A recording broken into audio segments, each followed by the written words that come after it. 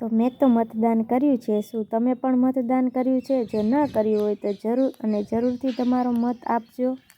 Guys, welcome to my channel the Heer vlogs Gadhpur ચેનલમાં આપનું સ્વાગત છે। આજની તારીખ 7 મે એટલે કે ઇલેક્શન। આજે છે મતદાન, તો બધા જરૂરથી મતદાન કરજો। તમારો અમૂલ્ય અને કિંમતી વોટ જરૂરથી આપજો।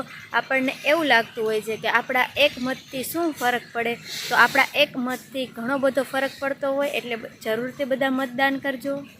વર્ષ 1923 એક મત વધુ મળતા હિટલર યુગનો પ્રારંભ થયો હતો।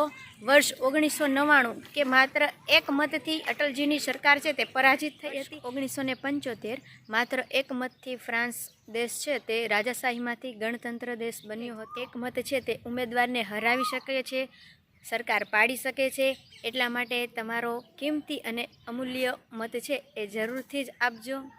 મતદાન આપણું કર્તવ્ય છે, એટલે મતદાન અચૂક જરૂરથી કરજો। તો હવે આપણે મતદાન કરી અને આવી ગયા હતા લક્ષ્મીવાડી। લક્ષ્મીવાડી છે ગઢડામાં આવેલું ખૂબ જ સુંદર મજાનું રળિયામણું મંદિર છે। તો તમે ગઢડામાં આવો તો આ મંદિરની પણ ખાસ મુલાકાત લેજો। અત્યારે હાલ અહીં દરવાજો બની રહ્યો છે અને અહીં છે તે પાકો રસ્તો બની રહ્યો છે। તો અહીં કામ ચાલુ છે, તમે વિડીયોમાં જોઈ શકો છો।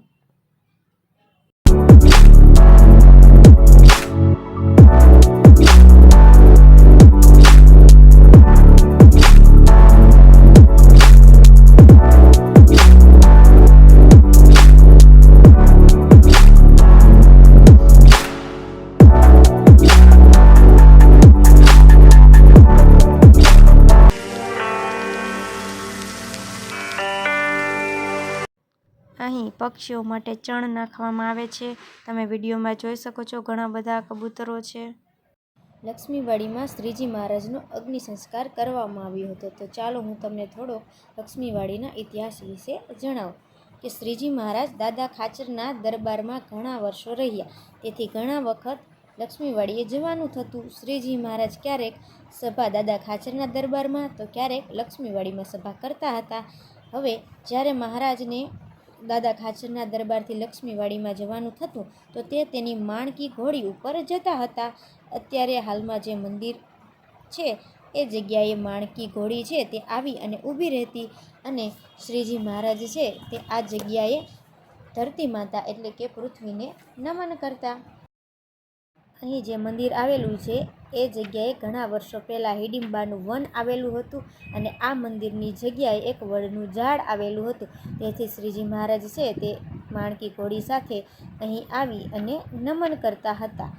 તો આ જગ્યા છે એનું મહત્ત્વ ખૂબ જ વધારે છે, તેથી આ જગ્યાનું મહત્ત્વ વધારવા માટે શ્રીજી મહારાજ અહીં આવી અને નમન કરતા હતા। સંવત 1886 જ્યેષ્ઠ સુદ દશમીના દિવસે શ્રીજી મહારાજ છે તે ધામમાં જાય છે અને તેનો અગ્નિ સંસ્કાર અહીં કરવામાં આવે છે। શ્રીજી મહારાજનો અગ્નિ સંસ્કાર જ્યાં થયેલો છે તે જગ્યાએ નિત્યાનંદ સ્વામીએ મંદિર બાંધ્યું છે, અને તેમાં પરમ પૂજ્ય ધર્મધુરંધર 1008 શ્રી આચાર્ય શ્રી વિહારીલાલજી મહારાજે સંવત 1949 ફાગણ વદ એકમના રોજ શ્રી ઈચ્છારામભાઈ, શ્રી સહજાનંદ સ્વામી, શ્રી રઘુવીરજી મહારાજની મૂર્તિઓ પધરાવી છે। અત્યારે દર્શન બંધ છે।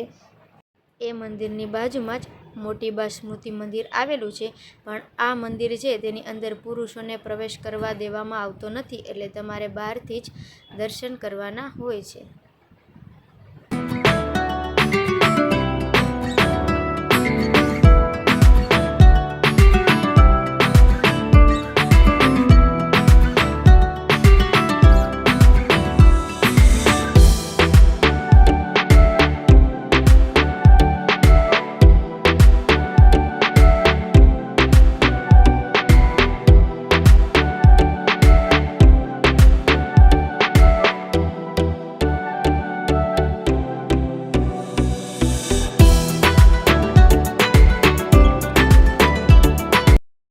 આ હતો આજનો વિલોગ તમને કેવો લાગે જરૂરથી જણાવજો।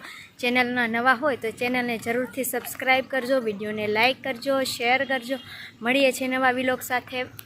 Bye bye.